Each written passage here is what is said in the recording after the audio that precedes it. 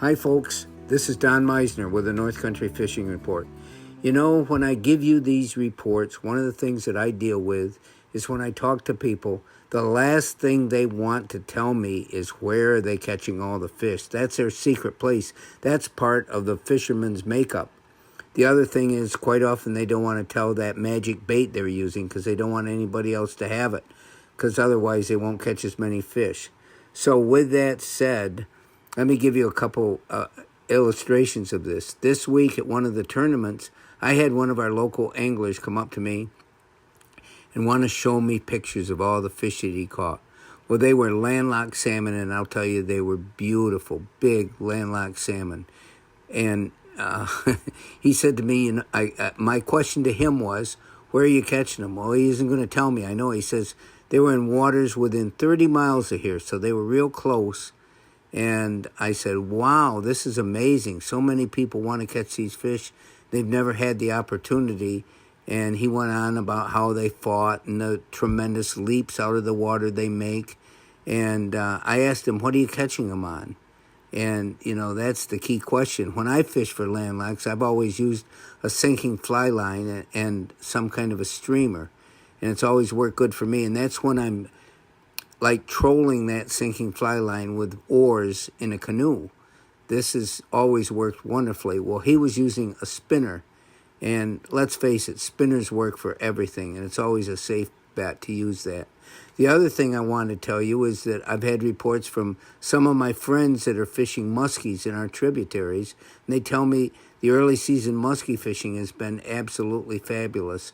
And I think it's because we've had low water. We've had summer conditions that came early. And what I want you to realize is that a lot of the reports I've had is that they've caught these muskies in tributaries to the tributaries. When I speak to you about the tributaries, I'm talking about the Grass River and the St. Regis River and the Deer River, for examples. Well, every one of these rivers have streams coming into them. And in some of the cases, the muskies have been found going up these little streams, and that's where they're catching them. That can make it even more exciting to catch one of these monsters in a little trickle of water. It really builds the excitement. You have the wakes coming at you and all that excitement of this incredibly ferocious fish. And the other thing about this early season fishing that I think is important, no matter where you go, but especially in our rivers, is that this is really, truly bug season.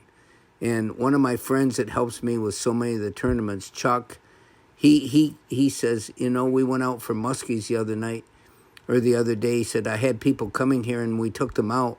And he said, you couldn't even fish. The deer flies were just swarming in our face. He says, I've never seen anything quite like it. Well, if you've never been around deer flies, believe me, they are incredibly horrible. One of the things when I used to run all the time, you can't outrun a deer fly. They can go faster. They can go faster than a deer, I think. They can stay right with you. And when these things are bombarding you when you're in the water, the fish that you're trying to catch become unimportant. You're trying to protect your own self from massive bites and itching. And I don't have an answer to deer flies.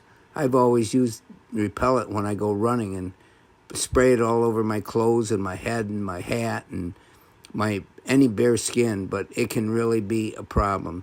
So that's one of the things you should be aware of right now. We do have black flies and deer flies along the streams and the ever-present mosquitoes that appear, especially along the St. Lawrence River shoreline just before dark and first thing in the morning. It's one of the things we have to battle when we're putting on our tournaments in Messina, is early morning when we have to bring the trucks and the boats in to be able to launch.